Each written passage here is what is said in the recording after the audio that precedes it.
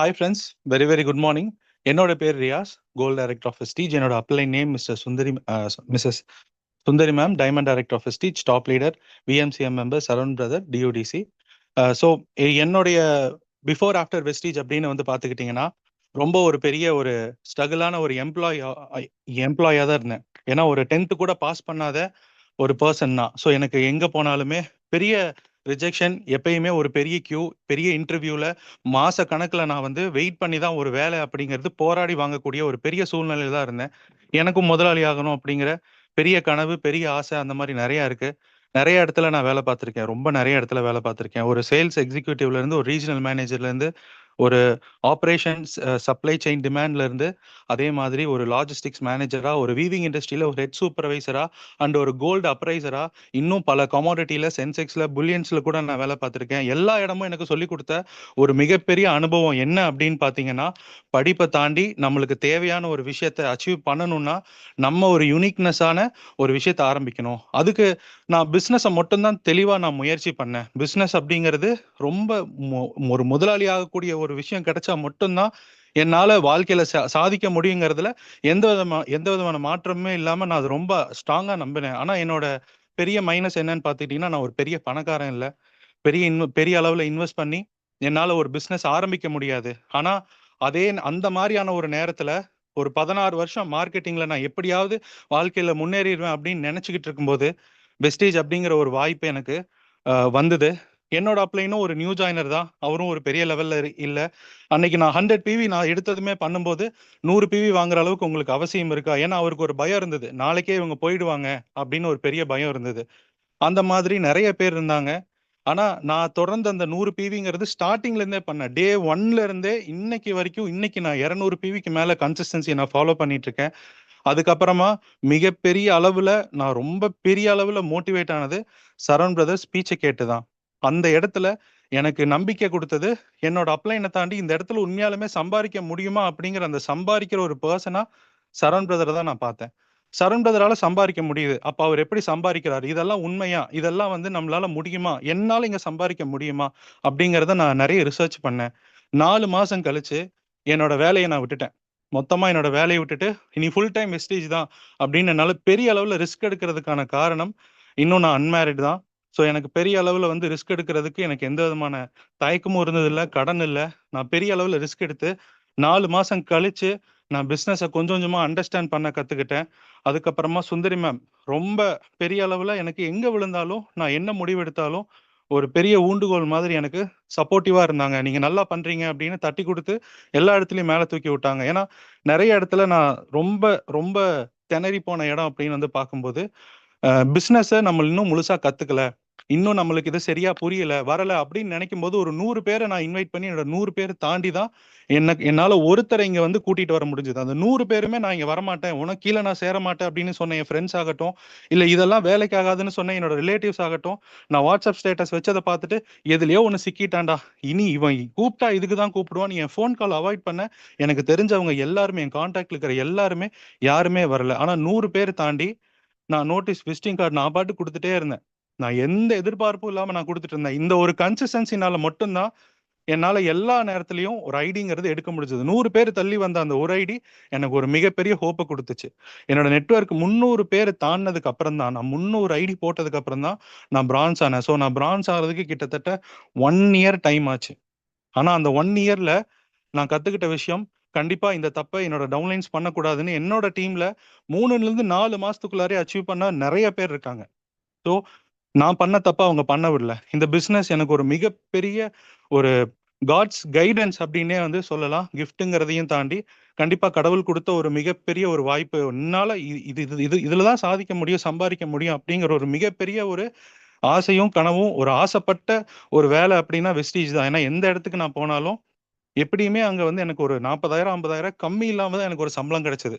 எவ்வளோ நான் வேலை பார்த்தாலும், என்ன நான் பண்ணாலும், என்ன நான் செஞ்சாலும், அந்த டார்கெட்ட முடிச்சாலும் முடிக்கலாட்டியும் 5 நிமிஷம் நான் லேட்டா போனாலும் அங்க நான் ஒருத்தருக்கு பதில் சொல்லணும். எனக்கு உடம்பு சரியில்ல, நான் ஒரு நாள் லீவ் போட்டாலும் அந்த கம்பெனிக்கு நான் எவ்வளோ சம்பாரிச்சு குடுத்திருந்தாலும் கண்டிப்பா அது பத்தாது. என்னோட சம்பளத்துல இருந்து ஒரு நாள் சம்பளத்த கழிக்க தான் போறாங்க. ஆனா வெஸ்டீஜ்ல இன்னைக்கு நான் ரொம்ப சந்தோஷமா சொல்லுவேன். எனக்கு டைம் ஃப்ரீடம் அப்படிங்கிறது கிடைச்சிருச்சு. எனக்கு எல்லா நாளுமே ஞாயித்துக்கிழமை தான். நான் யாருக்கு பதில் சொல்லணும்னு அவசியம் இல்லை. என்னால எல்லா நேரத்தையும் வெஸ்டீஜுக்கு மட்டும் இல்ல, எனக்கு தேவையான எதுவா இருந்தாலும் நான் அதுக்கான நேரத்தை என்னால கொடுக்க முடியும். அந்த அளவுக்கு நான் இப்போ ஒரு டைம் ஃப்ரீடம்ல இருக்கேன். ஸோ வெஸ்டீஜ் தான் எனக்கு இது கொடுத்தது. அந்த மாதிரியான ஒரு வெஸ்டீஜ் வாய்ப்புல தான் நான் இங்க இருக்கேங்கிறது ரொம்ப பெரிய சந்தோஷமா நான் வந்து சொல்றேன். ஏன்னா நிறைய பேரை நான் பார்க்குறேன். இதே வெஸ்டீஜ்ல கூட நான் வேற ஒரு பக்கம் சேர்ந்திருந்தாலும் கண்டிப்பா அங்க நான் ஒரு 10,000 இருந்து 1,00,000 வரைக்கும் கூட செல்ஃப் பர்ச்சேஸ் பண்ணிட்டு நான் மட்டும் தான் சம்பாரிச்சிட்டு இருப்பேன். ஆனா நம்மளோட சரவணன் சார் டீம்ல மட்டும்தான் ஒரு சிஸ்டம் இருக்கு. இந்த 2 கையை எப்படி யூஸ் பண்ணணும் அப்படிங்கிற ஒரு பேசிக் நாலேஜ் மாதிரி இந்த ஒரு சிஸ்டம் மட்டும்தான் நம்மளால டிபெண்ட் பண்ணியிருந்து, நம்ம சேர்ந்த ஒரு 5% இருந்தாலும் சரி, ட்ரைனிங்க்கு ஃபோக்கஸ் பண்ணா மட்டும் போதும். அப்ளைன் இருந்தாலும் இல்லாட்டியும் கண்டிப்பா இங்க சம்பாதிக்க முடியுங்கிறது இந்த ட்ரைனிங்க பார்த்ததுக்கு அப்புறம் மட்டும்தான் நான் ரொம்ப பெரிய ஸ்ட்ராங் பிலீவ் பண்ணேன்.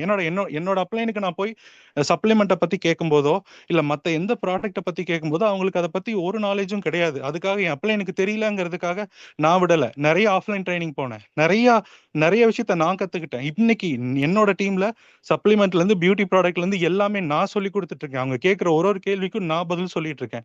என்னோட அப்ளைன் அது செய்யல, என்னோட டவுன்லைன் இது செய்யலங்கிறத நான் எங்கேயுமே குறை வைக்க கூடாது. நான் அதை முதல்ல பண்ணணும், நான் முதல்ல அதை கத்துக்கணுங்கிறது ரொம்ப தெளிவா நான் வந்து கத்துக்கிட்டேன். சரண் பிரதர் அதுக்காக ஒரு விஷயத்த சொல்லுவாரு. உங்க டீம்ல சூப்பரான ஒரு அற்புதமான ஒரு மெம்பர் அப்படின்னு யாருன்னு பாத்தீங்கன்னா, அது நீங்க மட்டும்தான். உங்கள்ட்ட இருந்தா உங்க டீம் ஆரம்பிக்குது அப்படிங்கறத சொல்லும்போது ஒரு மிகப்பெரிய ஒரு ஸ்பார்க் வந்து எனக்கு உருவாச்சு. இன்ன வரைக்கும் அந்த வார்த்தை என் மனசுல மறக்காம அப்படியே இருக்கு. அந்த ஒரு நபரா நான் முதல்ல இருக்கணும். நான் சரியா இருந்தேன்னா, கண்டிப்பா என்னோட டீம் சரியா தான் இருக்கும். அப்படிங்கிற ஒரு நம்பிக்கையில இன்னும் வேகமா நான் பண்ணேன். அந்த 1 வருஷம் ஆகுற அந்த பிரான்ஸுக்கான டைம் சில்வருக்கு வெறும் 3 மாசம் தான் ஆச்சு. கோல்டுக்கு அடுத்த 3 மாசத்துல அதுக்கப்புறம் கோல்டு ஆயிட்டேன். ஸோ அந்த கோல்டுல இருந்து என்னோட இன்கம் வந்து ஃப்ரம் கடந்த 1 வருஷமா ஒரு 25 to 30,000 தான் மெயின்டெயின் ஆயிட்டு இருந்தது. ஆனா இந்த ஜனவரியில இருந்து ஒரே ஒரு எல்ஓபி, ஒரு மிகப்பெரிய எல்ஓபி. அது அது வந்து என்னோட இன்கம் மொத்தமா டபுள் ஆக்கிருச்சு. லாஸ்ட் மந்த் என்னோட இன்கம் வந்து 58,400 ரூபாய். என்னோட ஹையஸ்ட் இன்கம் வந்து 59,500 ரூபாய்.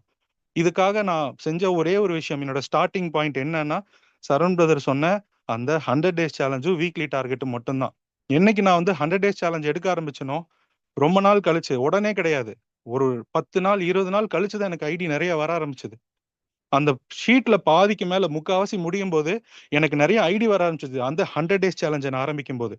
அதுக்கப்புறம் வீக்லி டார்கெட்டை ஃபாலோ பண்ணேன். அட்டெண்டன்ஸ் ரொம்ப ஈஸியா மாறிடுச்சு.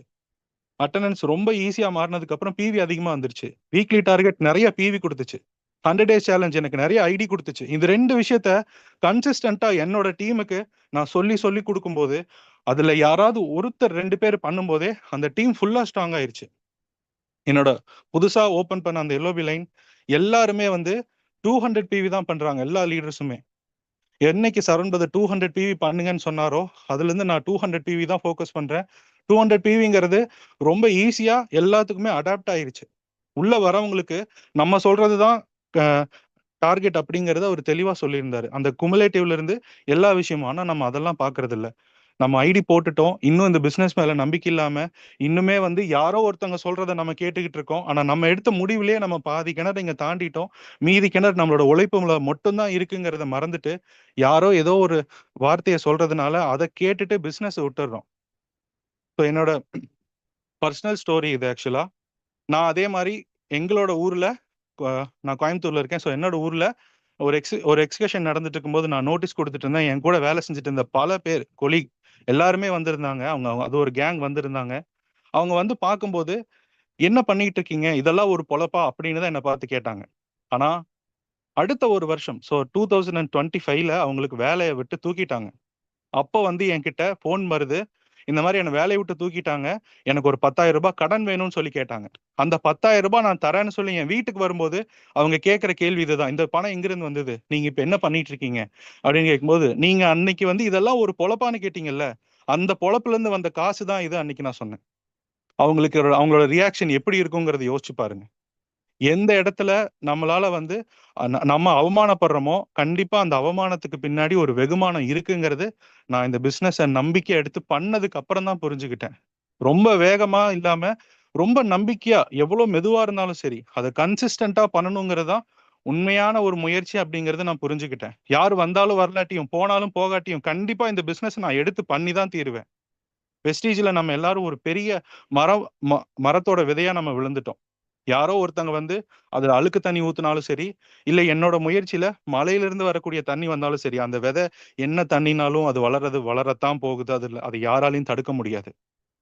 அந்த மாதிரி ஒரு பெரிய விதையா இன்னைக்கு நான் ஒரு பெரிய இடத்துல நான் வளர்ந்திருக்கேன். அதுவும் நம்ம சரவணன் சார் டீம்ல இல்லாம போயிருந்தா, உண்மையாலுமே நான் பார்த்துட்டு இருக்க நிறைய இடத்துல நான் சொல்றேன், எல்லாருமே ரூ. 10,000 மேல இதே வெஸ்டீஜ்க்குள்ள ரூ. 10,000 இருந்து ரூ. 1,00,000 வரைக்கும் அவங்க செல்ஃப் பர்ச்சேஸ் மட்டும் பண்ணிட்டு அவங்க மட்டும் சம்பாரிச்சிட்டு இருக்காங்க.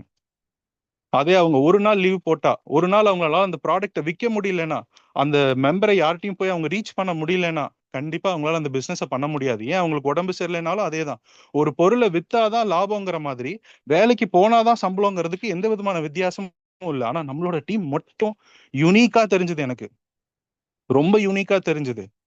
இதுதான் நம்ம நெறைய பேர் புரிஞ்சுக்கணும். இதெல்லாம் புரிஞ்சுக்கிறத விட்டுட்டு, இது உண்மையான்னு கூட அனாலிசிஸ் பண்றத தெரிஞ்சுக்காம, மத்தவங்க யாரோ ஏதோ சொல்றாங்க அப்படிங்கிற அந்த ஒரு பேச்ச கேட்டுட்டு, இத்தன நாள் நம்ம வாழ்ந்துட்டு இருந்தோங்கிற மாதிரி, இது எனக்கு வேண்டாம் அப்படின்னு ஒரு செகண்ட்ல அந்த முடிவு எடுத்துடுறோம். வெஸ்டீஜும் ஆரம்பிச்சு 22 வருஷம் முடிக்க போகுது. கம்மிங் ஜூன் மந்தோட. ஸோ வெஸ்டீஜ் ஆரம்பிச்சு இத்தன வருஷத்துல வெறும் 6 கோடி டிஸ்ட்ரிபியூட்டர்ஸ் தான் இருக்காங்க. அப்ப நல்லா புரிஞ்சுக்கோங்க. 142 கோடி டிஸ்ட்ரிபியூட்டர்ஸ்ல வெஸ்டீஜ்க்கே இவ்வளவுதான் இருக்காங்க அப்படின்னா, அப்போ வெஸ்டீஜும் நம்மளோட முயற்சியும் அதே மாதிரி தான் இருக்கும். எனக்கு ஜாயின் பண்ணவங்க எல்லாருமே வந்துட்டாங்க அப்படின்னு வந்து நான் வந்து சொல்லியிருந்தேன்னா, நான் ஒருத்தனே போதும் அப்படின்னு சொல்லிட்டு சரண் பிரதர் ஒரு ஒரு நாள் சொன்னாரு. நான் ஒருத்தனே போதுமே, வேற யாருமே வேண்டாமே, நான் ஒருத்தனே இந்தியால இருக்கிற எல்லாத்தையும் வெஸ்டீஜ்ல நான் சேர்த்திருப்பேனே. கண்டிப்பா இல்ல.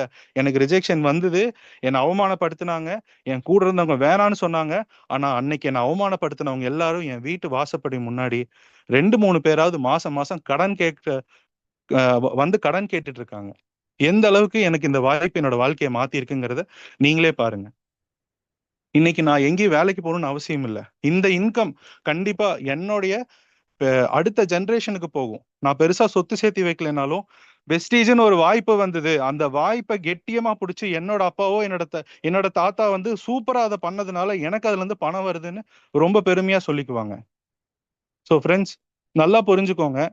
இன்னும் உங்களோட மைபிவி 0 இருக்கு அப்படின்னா, கண்டிப்பா இந்த பிசினஸ் மேல வைக்கிற நம்பிக்கை, உங்க மேல வைக்கிற நம்பிக்கையை தவிர வேற எதுவும் நீங்க நம்பக்கூடாது. நீங்க எடுத்த முடிவு உண்மைங்கிறதுக்கான ஒரே ஒரு விஷயம், நீங்க எடுக்க போற அந்த முயற்சி மட்டும்தான். யாரோ சொல்ற வார்த்தை கிடையாது. இந்த பிசினஸ்ல நீங்க ஜெயிக்க தான் போறீங்க. இந்த பிசினஸ் உங்களுக்கான பிசினஸ். இத விட்டுட்டு வெளியில போய் எவ்வளவு பெரிய முதலாளியா இருந்தாலும் கூட, நான் ஆசைப்பட்ட கனவு கடன் வாங்கியாவது நான் அடைஞ்சிருந்தாலும், எவ்வளவு போட்டிக்கு மத்தியில கண்டிப்பா நான் ஜெயிக்கிறது ரொம்ப கஷ்டம். ஒரு பிசினஸை எடுத்து யார் வேணாலும் பண்ணலாம். ஆனா அது எவ்வளவு நாள் அதை சர்வை பண்றாங்கங்கிறது தான் அந்த கடைசியா வரக்கூடிய அந்த நபர் தான் ஜெயிப்பாங்க. எத்தனையோ பேர் எத்தனையோ பிசினஸ டெய்லி ஆரம்பிக்கிறாங்க. டெய்லியும் பல கடை மூடுது. இதை நான் என் கண்ணு முன்னாடி பாத்துக்கிட்டு இருக்கேன். இதுக்கு முன்னாடி நான் வேலை பார்த்த பல ஆபீஸ் இப்ப இல்ல. அவங்க எல்லாம் போயிட்டாங்க. ஆனா எனக்கு பசிக்காம இருக்க போறது இல்ல. நான் இன்னொரு வேலையை தேடிட்டு தான் இருக்கணும். அந்த மாதிரியான ஒரு நேரத்துல நான் வெஸ்டேஜ்ல வந்து இருக்கிறது எனக்கு ரொம்ப சந்தோஷமா இருக்கு. இன்னைக்கு நான் அந்த கம்பெனில வேலை பார்த்துட்டு இருந்தா அந்த கம்பெனி இல்ல, நான் வேற எங்க போய் நின்றுப்பேன். திடீர்னு ஒரு நாள் வேலை இல்லை அப்படின்னு அப்புறம்ட்டா சொல்லிட்டாங்க. எத்தனையோ பேர் இன்னைக்கு நியூஸ்ல நீங்க பாத்துட்டு இருக்கலாம், இதுதான் லைஃப், எனக்கு இதுதான் வாழ்க்கை அப்படின்னு நினைச்சு அந்த கோர்ஸ் தான் வேணும்னு கடன் வாங்கி அம்மா அப்பா நகையை அடமானம் வச்சு படிச்சவங்க வெறும் ஒரே ஒரு மெயில்ல இன்னைக்கு உங்களுக்கு வேலை இல்லை அப்படின்னு சொல்லிட்டாங்க. அவங்களோட லைஃப் எப்படி இருக்கும் யோசிச்சு பாருங்க. வெஸ்டீஜ் உண்மையாலுமே எனக்கு ஒரு பெரிய காட்ஸ் கிஃப்ட். அண்ட் அதே மாதிரி எனக்கு சரண் பிரதர் டீம்ல வந்ததுக்கு அப்புறம் தான் ஒரு மிகப்பெரிய ஒரு டூல். இந்த சிஸ்டம் அப்படிங்கிறது எனக்கு ஒரு டூல். இது இல்லாம இருந்திருந்தா இவ்வளவு சீக்கிரம் என்னால ஒரு டைம் ஃப்ரீடம் அச்சீவ் பண்ணியிருக்கவே முடியாது. இன்னைக்கு நான் சொல்லலாம், எல்லா நாளும் எனக்கு ஞாயிற்றுக்கிழமை நான் ரொம்ப சந்தோஷமா நான் சொல்லுவேன். யாருக்கும் நான் பதில் சொல்லணும்னு அவசியம் இல்லை, யாருக்கும் சம்பாரிச்சு கொடுக்கணும்னு அவசியம் இல்லை. ஆனா அதே முதலாளிக்கு நான் பண்ணிட்டு இருந்த அந்த வேலையை இன்னைக்கு நான் எனக்காக பண்றது ரொம்ப திருப்தியா இருக்கு. இதே வாய்ப்பு தான் உங்களுக்கும். இன்னைக்கு நான் இந்த இன்கம்ல இருக்கேன்னா நாளைக்கு இதே இன்கம் உங்களுக்கும் வரும். இந்த பிசினஸ் மேல நம்பிக்கை வச்சு உங்களோட முயற்சியை மட்டும் பண்ணுங்க. கண்டிப்பா உங்களோட அப்ளைன்ஸ் ஒரு மிகப்பெரிய கைடன்ஸா இருப்பாங்க. நம்ம முயற்சி மட்டும் பண்ணா போதும், வேற எதுவுமே வேண்டாம். ஓகே டைம் ஆயிடுச்சு, க்ளோஸ் பண்ணி. Thank you. Okay okay Riyaz, okay thank you.